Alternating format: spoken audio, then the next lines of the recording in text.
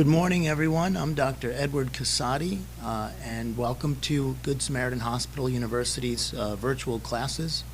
I'm Dr. Edward Cussatti, the Director for Weight Loss Management at the center here at Good Samaritan Hospital. The class I'd like to talk to you about this morning is weight loss during the pandemic, something we can all kind of keep in mind in these difficult times.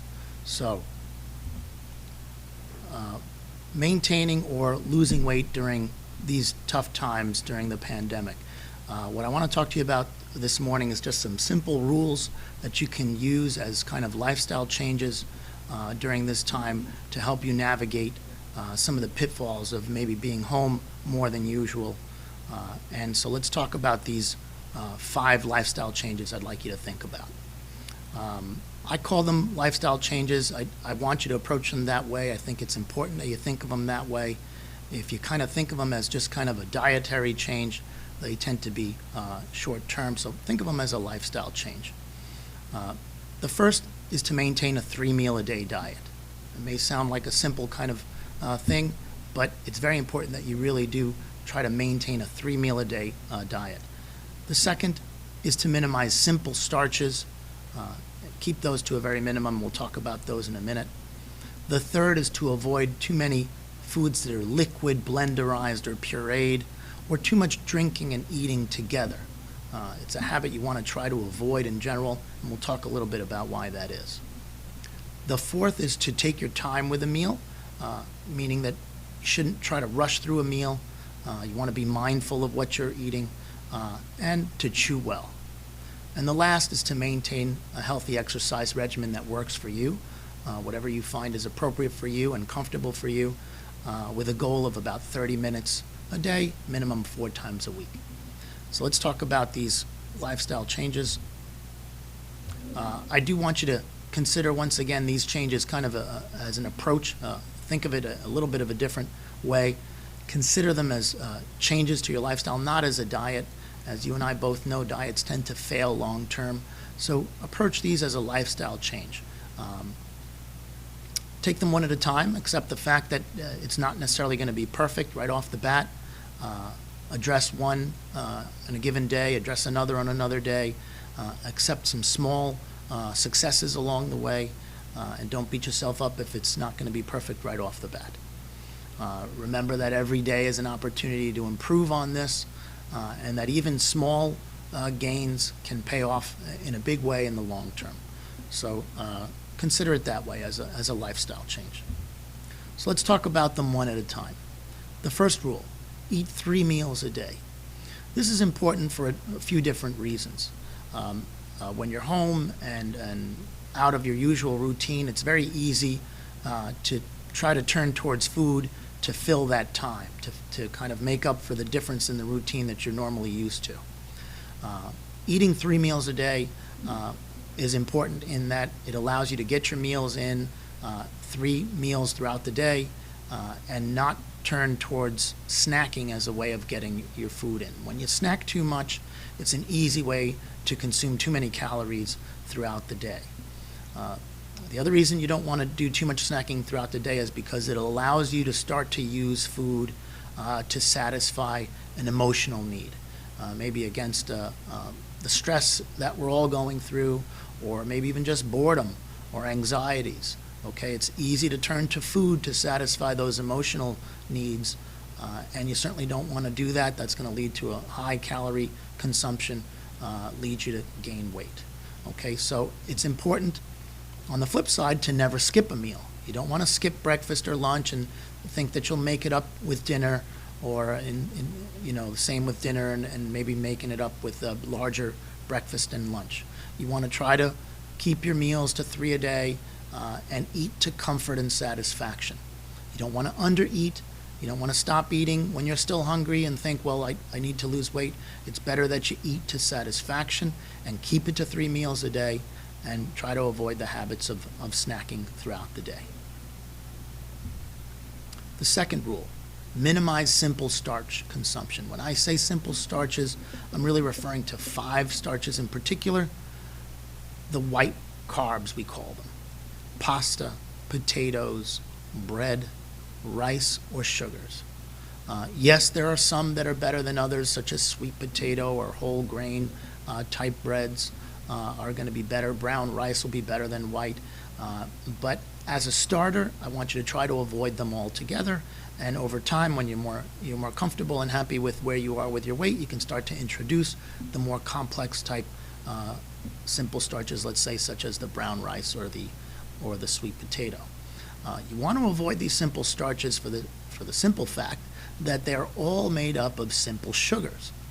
As you know, when you eat too much sugar, you're not going to lose weight effectively. These carbohydrates break down into sugar very readily, very quickly. They tend to spike insulin levels, and that can lead to weight gain.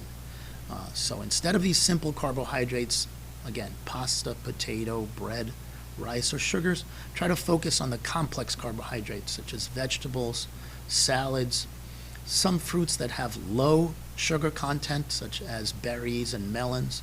Look up low sugar content fruits, which are definitely the better options over such options with high sugar content like bananas, grapes, and oranges. Try to minimize those.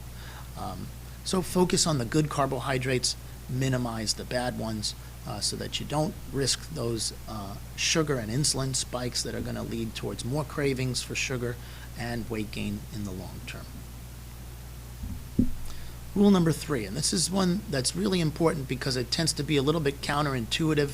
It tends to go against a little bit of what people think is a good, healthy habit, and that's primarily because of marketing efforts in the media, that there is a little bit of this misconception here. You want to try to avoid liquid or pureed calories.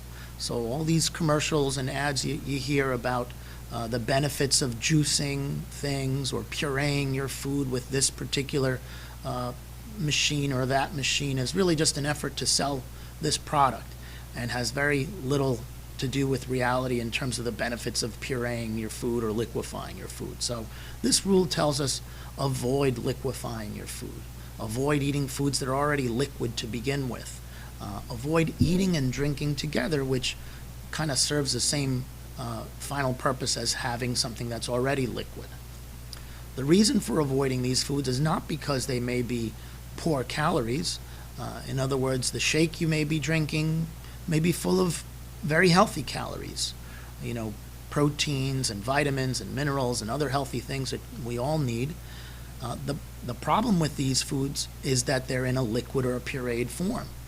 Liquids and purees tend to transit or move very rapidly through the intestinal tract. You don't want that. That's a strategy for eating more, not a strategy for eating less. And so liquefied foods, pureed foods, while sometimes are encouraged as a supplement in certain instances, is not a good idea when you're trying to lose weight or you want to get satisfied with each particular meal. So avoid these types of choices. And again, these are food choices that tend to be related to good choices, things like yogurts and cottage cheese and oatmeal and soups and breakfast cereals, applesauce. These are things that we tend to identify as good, healthy choices. And again, it's not that they're bad choices in terms of their caloric content. It's the fact that they're a puree or they're a mash type food or they're liquefied. That's what you want to try to avoid. Those foods, again, will transit very rapidly through your stomach and your small intestine. They will leave you wanting in a much shorter period of time, and that goes against what you want to try to do if you want to try to maintain or lose some weight, right? You want to eat a meal that's going to get you satisfied and keep you satisfied from one meal to the next, not a meal that's going to maybe make you feel full at the moment, but within a short period of time, leave that stomach empty and now hungry again. Okay, so you want to avoid those types of foods. The other reason these types of foods are a bad choice is because they don't generally involve a lot of chewing. Chewing is something that we do not only to break food down from big pieces into smaller ones, but it also has a physiologic effect of making us feel more full. When you have foods that are liquefied or blenderized, you give up on that benefit. You're not chewing. Subsequently, you're not getting the benefit of having chewed a meal, and you won't get as satisfied and full with a particular quantity as you would have had it been a solid food choice. So avoid the liquids and the purees. Don't drink too much with your meals. Keep to solid foods. It's going to be a really healthy lifestyle change for you. The fourth, chew well and eat slowly. We just talked about briefly the benefits of chewing. Not only is it important for us to be able to break food portions into smaller pieces so that you tolerate them well, but it's also very important because it has a component of satiety, a feeling of fullness involved in it. The more you chew, generally speaking, the less you eat. And so take advantage of that physiologic fact. Chew your food well, eat slowly. I generally recommend 10 to 12 chews per bite and 30 minutes per meal. Don't rush through your meal in 5 or 10 minutes where you're eating in such a fashion where maybe you're distracted, eating in the car or on the go, at work, at your computer. You want to avoid these things. You want to engage in what we call mindful eating.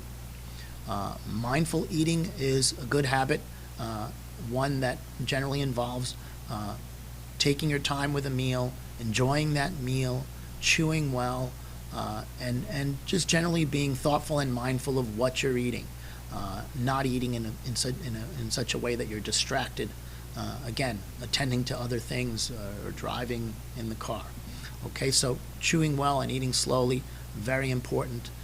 Again, 10 to 12 chews per bite, 20 to 30 minutes per meal is kind of a good rule of thumb. I like to use the analogy of a stop sign as kind of a helpful reminder of why this is important. When you're driving in a vehicle and you see that stop sign coming, you want to slow down. You don't want to just hit the gas right up until you come on to that stop sign. Chances are you'll blow right past the stop sign, right? Same thing goes for when you're eating. You want to eat slow. You want to take your time with it so that you can feel that stop sign coming. Your body's going to give you that sense of fullness, that sense of satisfaction with any given meal, and that's going to be your cue to start wrapping up your meal because you're satisfied. If you're eating too fast, you're not chewing well, you're going to blow past that stop sign and overeat. Okay, so it's a good analogy to kind of keep in mind. Slow down so that you can feel that stop sign coming and you don't just blow past it. The last rule to keep in mind, of course, is exercise. 20 to 30 minutes a day, minimum 4 times a week. You don't have to engage in heavy activities that are going to risk injuring you, but a mild to moderate aerobic activity such as walking or using a stationary bicycle or doing something that's non-impact, that's not going to injure your joints or your back, is going to pay off greatly in the long term. Okay, you don't have to do crazy exercises with lifting heavy weights or running long distances. Mild to moderate forms of activity, 4 times a week, 30 minutes at a time, will pay off by raising your metabolism. Remember that weight loss is about simple math. When you gain weight, you're consuming more calories than you're burning off. When you lose weight, it's the opposite. You burn off more calories than you consume. Exercise is the only thing that's going to help you raise how many calories you burn off. All the other rules we talked about will help you to lower how many calories you do consume.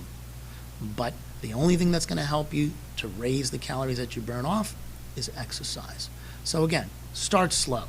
The best way to do this is to start with small amounts, maybe 5 or 10 minutes at a time that works for you in the day. It's easy to increase the amount of exercise you do, but it's difficult to start it all at once. So take advantage of that fact. Start slow with small amounts, and you can raise the amount slowly over time. Do something that works for you. Don't start with an exercise regimen that's maybe too aggressive and then you can't maintain it. Start with something that's going to work for you, maintain it over time, build on it. It'll up to double your weight loss, statistically speaking.